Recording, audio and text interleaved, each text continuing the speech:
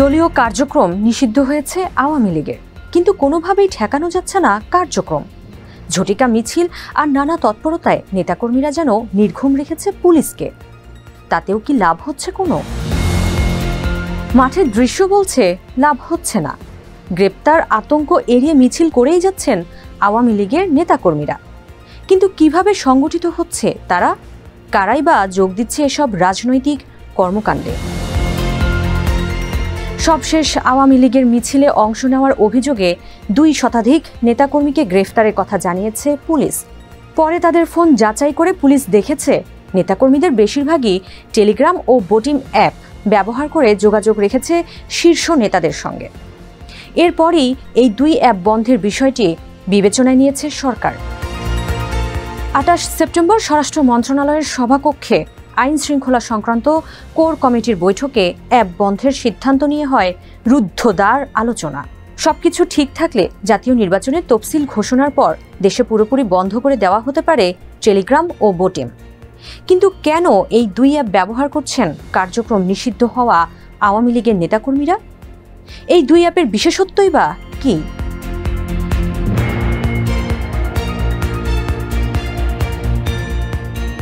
Telegram একটি জনপ্রিয় messaging application. 2013 সালে চালু হওয়ার পর থেকেই বিশ্বব্যাপী দ্রুত জনপ্রিয়তা অর্জন করেছে রাশিয়ার অ্যাপটি।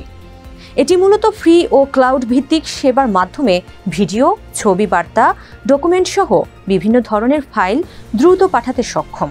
নিরাপত্তা, গোপনীয়তা এবং ব্যবহারকারীর স্বাধীনতাকে সর্বাধিক গুরুত্ব দেওয়ায় এর ব্যবহার দিন দিন বাড়ছে।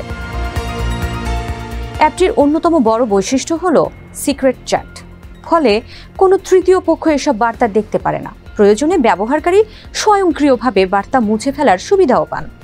এছাড়া টেলিগ্রামে রয়েছে গ্রুপ ও চ্যানেল তৈরির সুযোগ। গ্রুপ মূলত বন্ধুবান্ধব বা নির্দিষ্ট কোনো দলের মধ্যে যোগাযোগের জন্য ব্যবহৃত হয়, আর চ্যানেল বৃহত্তম জনসমাগম বা সাবস্ক্রাইবারদের খবর ও আপডেট দেওয়ার জন্য জনপ্রিয় একটি মাধ্যম। টেলিগ্রাম শুধু টেক্সট বার্তা নয়, যে কোনো আকার ও ধরনের ফাইল শেয়ার করার সুবিধা দেয়। একই সঙ্গে রয়েছে ভয়েস ও ভিডিও কলের অপশন।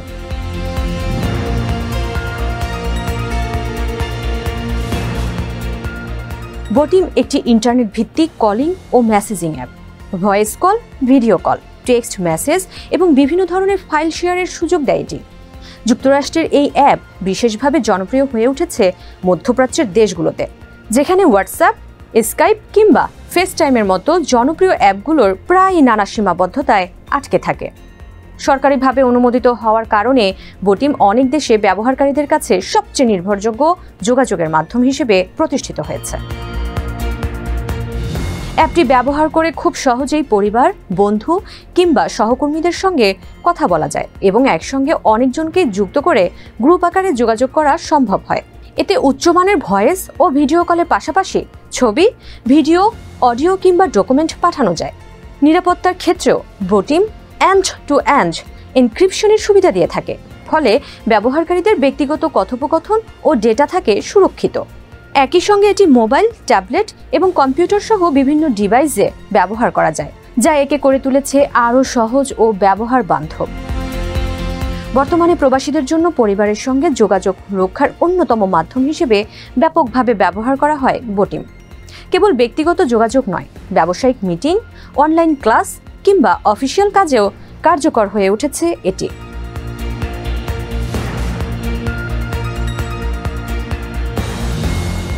প্রথম আলোকে তথ্য প্রযুক্তি বিশেষজ্ঞ সুমন আহমেদ সাবির বলেন, অ্যাপ বন্ধ করা যায়, তবে তা কিছু মানুষের জন্য। অন্যরা নানা পদ্ধতি ব্যবহার করে অ্যাপগুলো ঠিকই ব্যবহার করতে পারবেন। অ্যাপের গতি কি রাতে কমিয়ে দেওয়া সম্ভব জানতে চাওয়া হয়েছিল সুমন আহমেদ সাবিরের কাছে। তিনি বলেন, অল্প ট্রাফিকের ক্ষেত্রে সেটা সম্ভব হতে পারে, তবে বিপুল ট্রাফিকের ক্ষেত্রে সরকারি সংস্থাগুলোর কাছে এত সক্ষমতা নেই। অ্যাপ কিভাবে বন্ধ করে তার ব্যাখ্যায় নর্থ সাউথ ইউনিভার্সিটির ইলেকট্রিক্যাল অ্যান্ড কম্পিউটার ইঞ্জিনিয়ারিং বিভাগের অধ্যাপক রাজেশ পালিত বলেন, সরকার গুগলের কাছে অনুরোধ জানিয়ে অ্যাপ বন্ধের চেষ্টা করতে পারে, তবে গুগল তা শুনবে সে নিশ্চয়তা নেই। এছাড়া আরেকটি উপায় মেসেজিং অ্যাপের সার্ভারের URL বন্ধ করে দেওয়া। সেই সক্ষমতা সরকারের হাতে আছে।